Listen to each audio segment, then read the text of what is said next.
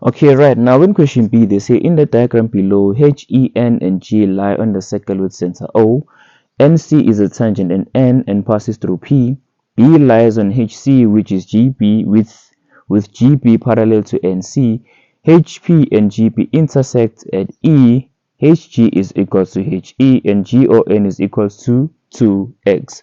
Now, first things the first that I also need you to know then is that GO is actually going to be equals to ON, and because the reason for that is that both GO and ON, they are the radius of the circle. So just know that if there's any parts of the questions where we might need to use that, just know that GO and ON, they're actually the same length because they are both the radius of that circle.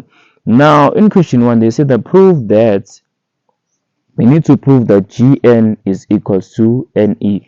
Now, the only way for us to be able to do that, we're going to need to prove that angle G1 and angle E2, they're actually the same, because we're going to use the property of that in an isosceles triangle. If opposite angles are equal, then opposite sides are going to be also be equal. So in this case now, so we need to find out how. So we need to prove that angle G1 and E2 they're the same. So we're going to need to find angle G1 and angle E2. But I can already see here that angle E2 is going to be equals to a half of angle O. And the reason for that is going to be angle at circumference equals to a half of angle at center.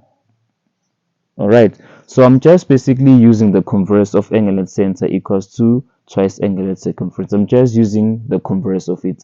You can use that reason there and then just make E2 the subject of the formula to solve for it. But I'm just going to use the converse and say that angle at circumference equals to half of angle at center. So basically now I'm going to say that half of 2x, which is basically going to be x. So I know now that angle E2 is going to be x. Now another thing is that angle N3 is going to be equals to angle E2. And the reason for that, I'm going to say alternate angles. Then I'm going to name those parallel lines GE parallel to, no, I mean to say it's GP. It's GP parallel to NC. It's alternate lines. So that means N3 is going to be equals to X. So N3 is X. And then also now I can say therefore G1 is equals to angle N3. And the reason for that is going to be 10 chord theorem. So G1 is going to be X.